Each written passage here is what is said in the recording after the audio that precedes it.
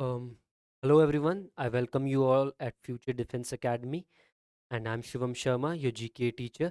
And आज मैं आपको एक बहुत important topic पढ़ाने वाला हूँ GK का and also from geography point of view जिसका नाम है soil.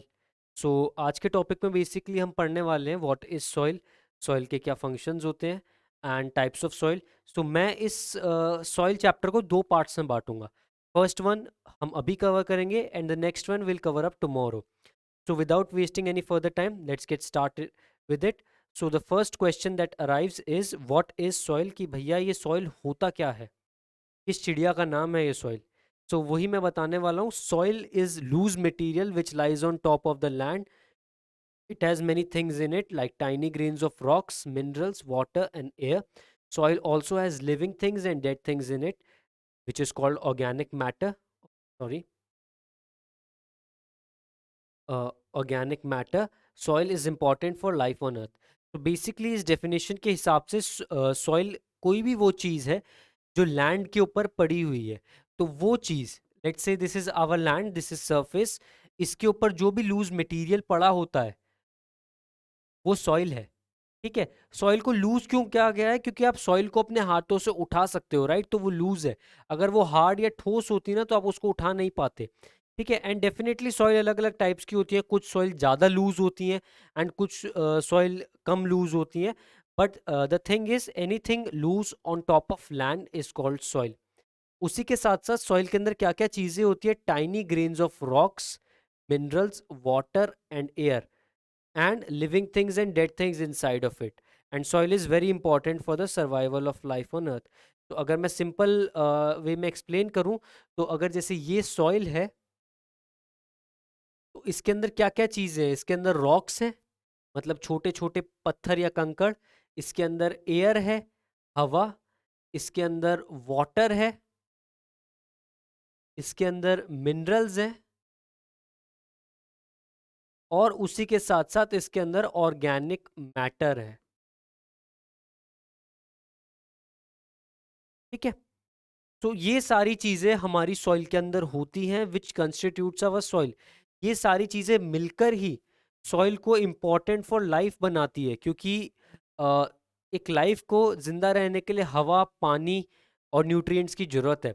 एंड सॉइल वो सारी चीज़ें प्रोवाइड करती है जो हमें जीने के लिए चाहिए. उसी के साथ साथ सेकेंड पॉइंट में क्या बताया गया है वो पढ़ लेते हैं पहले. Because soil holds water and nutrients, it is ideal place for plants to grow. Soil holds the roots and lets plants stand above the ground to collect the light they need to live. अब plants जो होते हैं ना उनका case simple होता है. Plants को जीने के लिए क्या क्या चाहिए? प्लांट्स को जीने के लिए फर्स्ट ऑफ ऑल चाहिए एयर, जो हर किसी को चाहिए, carbon dioxide, oxygen etcetera. Water और लाइट. अगर एक प्लांट को ये तीन चीजें मिल गई, उसे पानी मिल गया, उसे लाइट मिल गई और उसे वाटर मिल गया, तो वहां पे प्लांट्स अपने आप आने लग जाएंगे. आप एक जमीन में अगर लगातार पानी दोगे ना तो बहुत बार क्या होता है, अपने आप घास उगने लग जाती है वहां से. क्यों उगने लग जाती है? क्योंकि यही प्लांट्स की तीन रिक्वायरमेंट होती है: लाइट, वाटर एंड एयर. ठीक है. उसी के साथ साथ होता क्या है, जो प्लांट्स की रूट्स होती है, for let's say this is soil and ये एक प्लांट की रूट है. तो जो प्लांट होता है वो ऊपर बढ़ता चला जाता है क्योंकि उसको लाइट चाहिए. बट उसकी जो रूट्स होती है उसको सॉइल होल्ड करके रखती है. एंड क्योंकि सॉइल के अंदर क्या होता है, वाटर होता है, H2O, वो इन रूट्स को लगातार मिलता रहता है जिसकी वजह से प्लांट्स डेवलप करते रहते हैं. तो सॉइल का फर्स्ट इंपॉर्टेंस क्या है? They are really important for plant life. बिना सॉइल के प्लांट्स ग्रो नहीं कर सकते. आपको ही पता है हवा में तो प्लांट्स ग्रो करते नहीं है. तो उस कारणवश soil is very important for plants. कुछ प्लांट्स हाउएवर लाइक जो एक्वाटिक प्लांट्स होते हैं जो आपके पानी में पाए जाते हैं वो बिना सॉइल के रह सकते हैं. But otherwise soil is really important for all types of plant. Second point, almost as important are the fungi. There are fungi which grow into the plant roots. A symbiosis is known as mycorrhiza. First of all, तो पहले हम discuss करते हैं symbiosis का मतलब क्या है.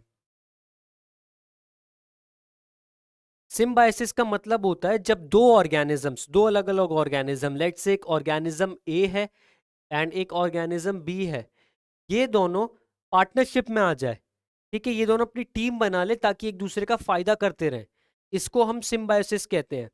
ठीक है, सो बेसिकली एक एग्जांपल मैं इसका देना चाहूँ, जो लाइकन होता है, lichen is a good symbiosis example. Lichen के अंदर क्या होता है, एक एल्गा ही होती है एंड एक जो होती है वो फंगस होती है। ठीक है, there is an alga and there is a fungus. तो जो फंगस होती है वो क्या करती है, वो एल्गा को घर देती है, शेल्टर देती है, उसे प्रोटेक्ट करती है, एंड जो एल्गा होती है वो फंगस को फूड देती है। तो ये एक सिम्बायोसिस रिलेशनशिप है जो आपने अपनी एनसीईआरटीज में ही पढ़ा होगा।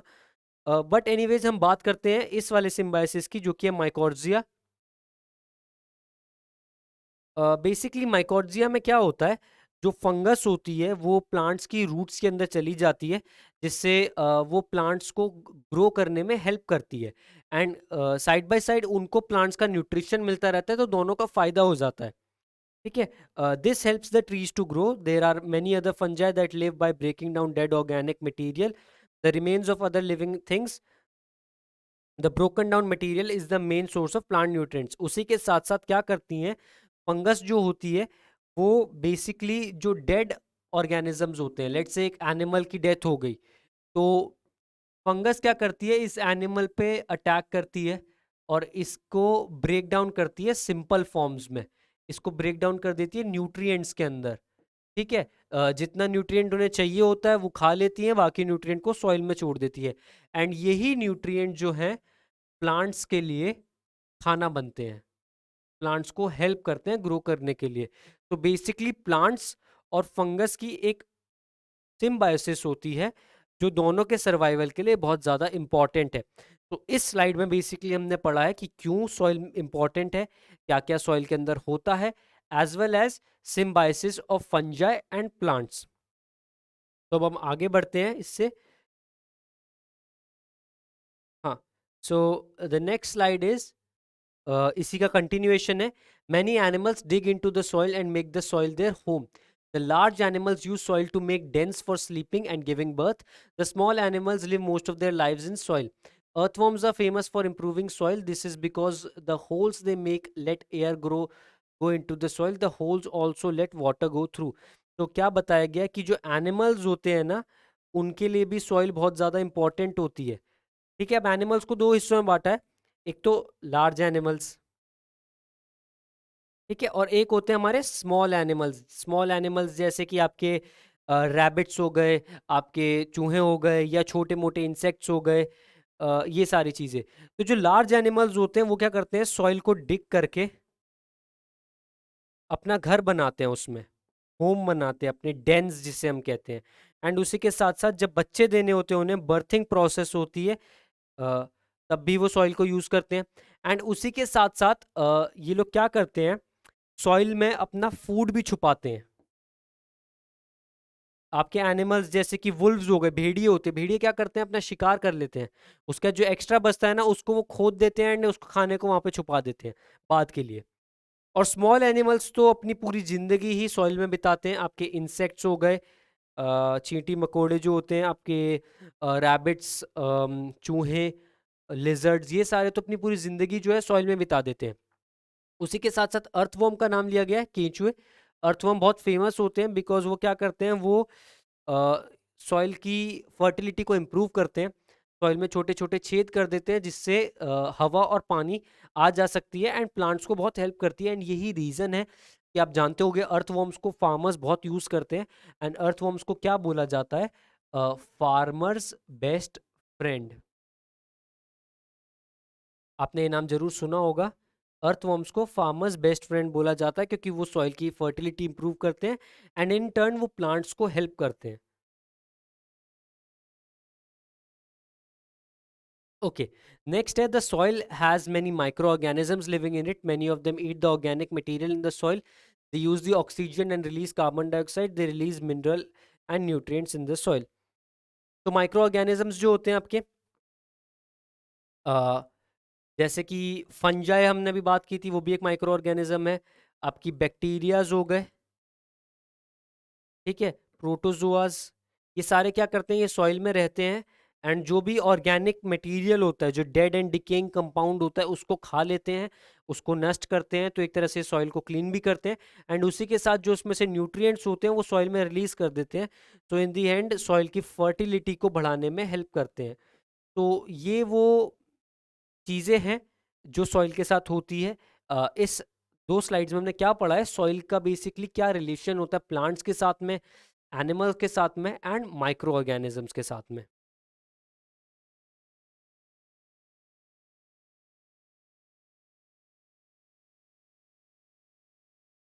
Okay. So the next thing is, what is soil made up of? Soil is made up of 4 things. तो 4 चीज़ों से हमारी soil बनती है। क्या क्या है वो 4 चीज़ें? It has rock pieces and rocks are made up of minerals. It has dead and living things, organic matter या जिसको हम humus भी कहते हैं. It has water, it has air. तो 4 चीज़ें मेन बनाती है हमारे soil को। एक बार फिर से हम पढ़ लेते हैं उसे। पहला क्या है? water, air, ह्यूमस या जिसको आप ऑर्गेनिक मैटर भी कह सकते हो, एंड रॉक्स, जिसके अंदर ऑब्वियसली मिनरल्स होते हैं। तो ये 4 चीजें हमारी सॉइल बनाती है, water, air, rocks and humus. ठीक है, और ये चारों चीजें कहीं ना कहीं काम आती है। जो ये रॉक्स होते हैं वो सॉइल को क्या प्रोवाइड करते हैं? मिनरल्स। ठीक है, एज वेल एज जो रॉक्स होते हैं वो बेसिकली बिल्डिंग मटेरियल होते हैं सॉइल के। अगर आपसे कोई पूछे सॉइल कैसे बनती है, सॉइल रॉक से ही बनती है, वेदरिंग के प्रोसेस से, जिसको हम आगे पढ़ने वाले हैं। एंड उसी के साथ साथ ह्यूमस क्या देता है? न्यूट्रिशन देता है सॉइल को। एंड एयर एंड वाटर तो ऑर्गेनिजम्स के लिए नेसेसरी होते ही हैं। सो ये 4 चीज़ों से हमारी सॉइल बनती है। कौन कौन 4 चीज़ें हैं? एयर, वाटर, ह्यूमस या जिसको आप ऑर्गेनिक मैटर भी कह सकते हो, एंड रॉक्स, जिसके अंदर मिनरल्स भी होते हैं, आप ये भी कह सकते हो। हाँ, सॉइल क्लासिफिकेशन, उर्वरा और उसरा, ये बहुत इंटरेस्टिंग ऐसे पढ़ते हैं। In India soil had been classified from the ancient period itself, though it was not as detailed as the modern classification. In the ancient period, the classification was based on only two things: whether the soil is fertile or sterile. Thus, classifications were urvara, fertile, usara, sterile. अभी क्या होता है, देखिए आप जानते ही होंगे, India is a very ancient country.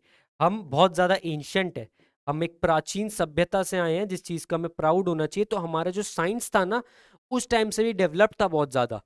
तो हमने क्या करा, सॉइल को 2 पार्ट्स में बांट दिया। एक तो वो सॉइल जो फर्टाइल है, जिस पे हम कुछ उगा सकते हैं, एंड दूसरी जो स्टेराइल है। स्टेराइल का क्या मतलब होता है? जो आगे कोई भी काम नहीं कर सकती, बंजर जिसे कह सकते हो आप, बंजर। या फिर स्टेराइल का असलियत में मीनिंग क्या होता है? स्टेराइल मतलब होता है वो ऑर्गेनिज्म जो आगे रिप्रोड्यूस नहीं कर सकता।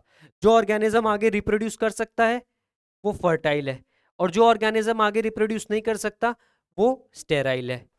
सो बेसिकली हमने क्या किया, हमारे जो एंशियंट साइंटिस्ट थे, जो ज्ञानी थे, उन्होंने सॉइल को 2 हिस्सों में बांट दिया, फर्टाइल और स्टेराइल। तो फर्टाइल वाली को उन्होंने क्या बोला? उर्वरा, और स्टेराइल को बोला उसरा। तो वो सॉइल जो हमारे को आगे ग्रेन्स उगा सके, वेजिटेबल्स उगा सके, जो हमारे लिए उपजाऊ हो, वो तो क्या है? उर्वरा है। ठीक है, और जो बंजर है, स्टेराइल है, जो कुछ आगे उगा नहीं सकती, वो क्या है? उसरा, बंजर जिसे हम कह सकते हैं। ठीक है, तो आपकी रेगिस्तान की जमीन, आपकी पहाड़ों की जमीन, आपकी और भी कोई बंजर जमीन, उस वो उसरा है। जंगल की जमीन, खेतों की जमीन, वो उर्वरा है। तो इसको याद रखना, ये सॉइल क्लासिफिकेशन इंडिया के ऊपर है। इंडिया, एंशियंट इंडिया के ऊपर। ऑब्वियसली ये बहुत ज़्यादा डेवलप्ड नहीं है। ठीक है, आज के टाइम पे हमारे पास दसियों तरह की सॉइल्स है। हर किसी को हमने क्लासीफाई कर रखा है कि कौन सी सॉइल क्या उगाने में बढ़िया है, कैसे उगाने में बढ़िया है। बट स्टिल हमें दाद देनी पड़ेगी उन लोगों की जिन्होंने इतने पुराने टाइम में भी कुछ क्लासिफिकेशन कर दिया। ये चीज़ें ना पुराने टाइम में लोगों को याद नहीं रहती थी। ठीक है, आज तो ये सोचना आसान है कि हमारे पास इतने तरीके की सॉइल है, बट उस टाइम में लोगों के पास में इतना नॉलेज नहीं था, इतना इक्विपमेंट्स नहीं थे, है ना? तो तब हमने सॉइल को 2 हिस्सों में बांटा था, उर्वरा एंड उसरा। I hope this is clear. अब हम आगे बढ़ते हैं।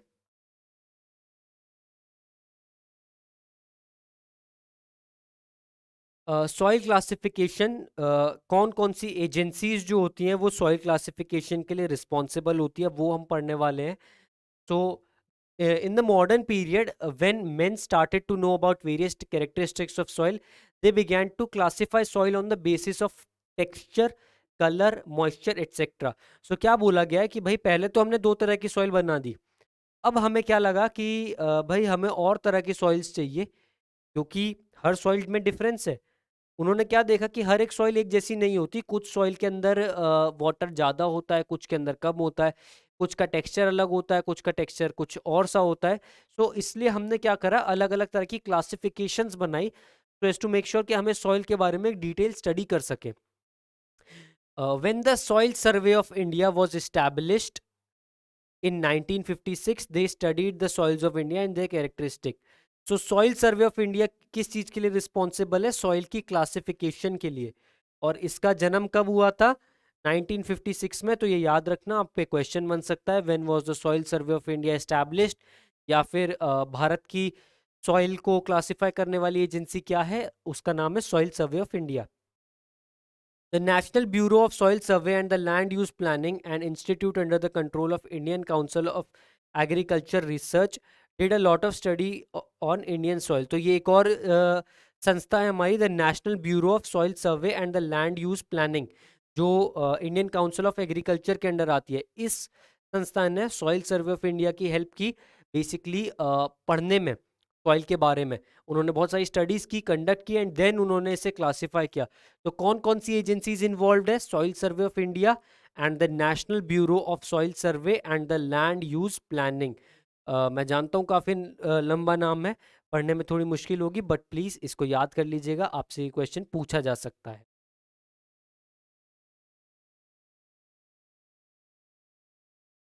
हाँ. सो ये एक इंडिया का मैप है हमारे देश का. इसमें बेसिकली हमें क्या बताया गया है, अलग अलग तरह की सॉइल्स के बारे में बताया गया, कौन से प्रदेश में कौन सी सॉइल है. तो सबसे ऊपर आती है हमारी फॉरेस्ट एंड माउंटेनियस सॉइल. तो जो भी ये ग्रीन वाला एरिया है आपका, ये जम्मू एंड कश्मीर का एरिया हो गया, उत्तराखंड वाला, ये सिक्किम हो गया, नॉर्थ ईस्टर्न स्टेट्स हो गए. यहाँ पे कौन सी सॉइल मिलती है हमें, फॉरेस्ट एंड माउंटेनियस सॉइल. अब इस सॉइल में क्या होता है, एसिडिक कंटेंट हाई होता है, जिसकी वजह से हम यहाँ पे एग्रीकल्चर नहीं कर सकते. ठीक है, क्या हाई होता है, एग्रीकल्चर नहीं कर सकते, सॉरी, एसिडिक कंटेंट हाई होता है, क्योंकि इसमें क्या होता है, जो पानी होता है वो यूजुअली एसिड की तरह जम जाता है. तो इस वजह से इसमें एग्रीकल्चर नहीं हो सकता, एंड इसलिए इसको हम नाम देते हैं forest and mountainous soil. But ये स्टिल हमारे लिए बहुत ज़्यादा इंपॉर्टेंट है, क्योंकि ये बहुत सारी वाइल्ड लाइफ को प्रमोट करती है, हमारे पर्यावरण को बैलेंस में रखती है. ठीक है, अगर ये सॉइल नहीं रहेगी तो जंगल नहीं उग पाएंगे, एंड जंगल नहीं उग पाएंगे तो ऑब्वियसली पर्यावरण को बहुत नुकसान पहुंचेगा. सेकंड है एलुवियल सॉइल. एलुवियल सॉइल आपके पूरे इस गंगा प्लेन में है, एंड उसी के साथ साथ थोड़ा थोड़ा गुजरात में भी है. अब एलुवियल सॉइल जो होती है, one of the most fertile types of soil होती है, क्योंकि ये रिवर्स के थ्रू बनती है. ठीक है, तो रिवर्स लगातार इसमें सेडिमेंट्स डिपॉजिट करते रहते हैं, छोटे छोटे पत्थर, जिससे सॉइल बनती है. बहुत ज़्यादा फर्टाइल है ये एरिया. ठीक है ना. आपको पता होगा हमारी ज़्यादातर खेती कहाँ पर होती है, पंजाब, हरियाणा, यूपी, ये सारा एरिया एलुवियल सॉइल से ढका हुआ है, जिसकी वजह से ये बहुत ज़्यादा फर्टाइल है. एंड सारी किसानी जो है इसी एरिया में होती है, पंजाब, हरियाणा, यूपी, बिहार, दिल्ली, गुजरात, ये एरिया सबसे ज़्यादा फर्टाइल है. उसके बाद में आती है रेड एंड येलो सॉइल. ये रेड सॉइल का एरिया जो भी ये आपका रेडिश कलर में है, इसमें मोस्टली आपका कौन सा एरिया है, the area of eastern India. Eastern India का जो एरिया है वहाँ पे है, as well as south India में भी है. तो जो रेड सॉइल होती है ना, इसमें क्या होता है, आयरन कंटेंट हाई होता है. आयरन कंटेंट बहुत हाई होता है, जिसकी वजह से इसका अपीयरेंस रेड होता है, रेडिश अपीयरेंस की होती है ये. सो इंडिया की लगभग आप कह सकते हो maximum area is covered by red soil. उसी के साथ साथ जो नॉर्थ ईस्टर्न स्टेट्स हैं वहाँ पे भी ज़्यादातर आपको रेड सॉइल मिलेगी. Next is black soil. Black soil जो होती है वो आपके कॉटन के लिए बहुत अच्छी होती है, आप कह सकते हैं. ठीक है, ब्लैक सॉइल का जो एरिया है वो ये डेक्कन प्लेट्यू वाला जो एरिया है, ये ब्लैक सॉइल का है. यहाँ पे कॉटन की खेती बहुत बढ़िया होती है, एकदम गजब से। एंड उसके बाद में लेटेराइट सॉइल जो है वो इंडिया में टुकड़े टुकड़ों में, थोड़े थोड़े एरियाज में, जैसे कि थोड़ी सी आपको यहाँ पर मिल जाएगी, थोड़ी सी यहाँ पर मिल जाएगी, यहाँ पर है थोड़ी सी यहाँ पर है। एक बड़ा एरिया नहीं है, बट थोड़े थोड़े पीसीज में मिलेगी। एंड उसी के बाद में फाइनल टाइप ऑफ सॉइल कौन सी है? Arid soil. एरिड का मतलब होता है रिलेटेड टू डेजर्ट। एरिड का मतलब क्या है? डेजर्ट। डेजर्ट वाली सॉइल। अब आप सभी को पता है भारत में डेजर्ट कहाँ पर है? भारत में डेजर्ट राजस्थान में है, थार डेजर्ट। तो ये जो थार डेजर्ट वाला एरिया है, ये जो है आपका एरिड सॉइल है, डेजर्ट सॉइल है, बंजर, जहाँ पर कैक्टस और कुछ गिने चुने प्लांट्स के अलावा, थॉर्नी प्लांट्स के अलावा कोई प्लांट्स नहीं उग सकते। तो ये बेसिकली हमारा सॉइल का क्लासिफिकेशन है इंडिया में, कि कौन से एरिया में कौन से तरीके की सॉइल है। एक बार आप इसे अच्छे से देख लीजिए, इसका आप स्क्रीनशॉट ले सकते हैं, ताकि आपको बाद में याद रहे कौन से एरिया में कौन सा सॉइल है। क्योंकि एक बहुत इंपॉर्टेंट क्वेश्चन आ जाता है कि black soil is found in which of the following areas. 4 option दे देंगे, एक सही होगा। एंड अगर आपने स्टडी नहीं की होगी इसकी प्रॉपरली, तो आप उसको नहीं कर पाएंगे। ठीक है। उसी के बाद में अब आगे बढ़ते हैं हम थोड़ा, एलुवियल सॉइल के बारे में पढ़ते हैं। So most mostly available soil in India about 43%। तो जो एलुवियल सॉइल है वो भारत में सबसे ज़्यादा मिलती है, around 43%, which covers an area of 143 million square kilometres है ये, 143 स्क्वायर किलोमीटर्स नहीं है। Wide spread in northern plains and river valleys.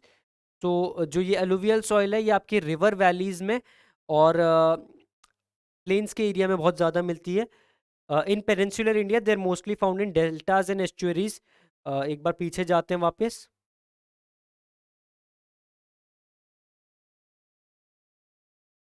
हाँ, सो एलुवियल सॉइल देखिए कहाँ कहाँ पे है, नॉर्दर्न प्लेन्स में है, एंड साउथ में कहाँ पर है? यहाँ पे कोनों में मिल रही है थोड़ी थोड़ी, या फिर इधर डेल्टाज में मिल रही है। तो ये जो सॉइल होती है ना, ये रिवर के थ्रू बनती है। ये हमारे भारत में सबसे ज़्यादा मिलती है। कितनी ज़्यादा मिलती है? 43%। याद रखिएगा, 43% of India is covered with alluvial soil. ठीक है। Humus, lime and organic matters are present. तो इसके अंदर ह्यूमस, लाइम और ऑर्गेनिक मैटर्स की जो क्वांटिटी होती है वो वेरी हाई होती है, जिसकी वजह से ये बहुत ज़्यादा फर्टाइल है। यहाँ पे लिखा हुआ है हाईली फर्टाइल। सारे जो उपजाऊ प्रदेश हैं हमारे, पंजाब हो गया, हरियाणा हो गया, यूपी हो गया, दिल्ली हो गया, गुजरात हो गया, बिहार हो गया, ये सारे एरिया जो हैं किससे कवर्ड है? एलुवियल सॉइल से। Indus, Ganga, Brahmaputra plain, Narmada, Tapi plain etcetera are example. तो जो इंडस, ब्रह्मपुत्रा और गंगा का प्लेन है पूरा, ठीक है, उसमें एलुवियल सॉइल मिलती है। एंड जो साउथ में नर्मदा और तापी रिवर का जो एरिया है, वो हमारा एलुवियल सॉइल का एग्जाम्पल है। अगेन, एलुवियल सॉइल के लिए क्या चीज जरूरी है? रिवर्स। क्योंकि इनकी फॉर्मेशन कैसे होती है? रिवर्स है, जैसे ये रिवर है, रिवर अपने साथ में जो मलबा लाती है सॉइल का, छोटे छोटे सेडिमेंट्स लाती है, वो ये क्या करती है? साइड में डिपॉजिट करती चली जाती है। और क्योंकि ये रिवर से आए हैं, इनके अंदर मिनरल्स बहुत ज़्यादा होते हैं, मिनरल कंटेंट हाई होता है, तो इसी वजह से ये सॉइल इतनी ज़्यादा फर्टाइल होती है हमारी। ठीक है। उसी के बाद में they are depositional soil transported and deposited by rivers and stream. वही चीज मैंने बोला, ये जो छोटे छोटे सेडिमेंट्स होते हैं, इनके डिपोजिशन से ये सॉइल बनती है, इसलिए हम इसको क्या नाम दे देते हैं? Depositional soil. Okay.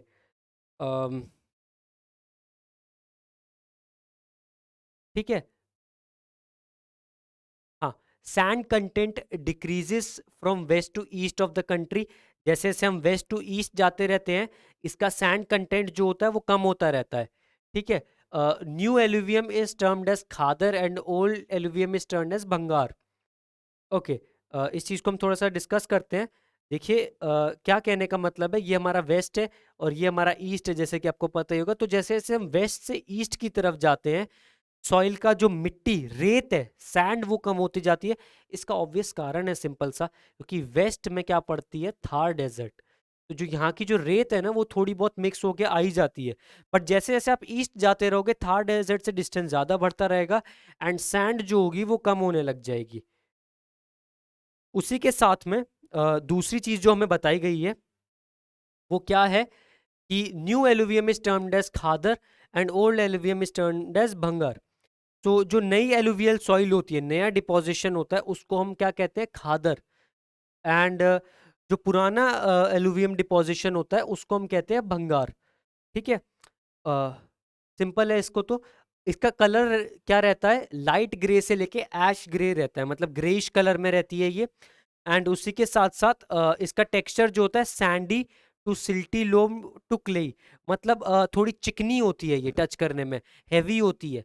Water content इसमें थोड़ा हाई रहता है, और उसी के साथ में इसमें पोटाश बहुत होता है। Potash, potash is basically potassium. And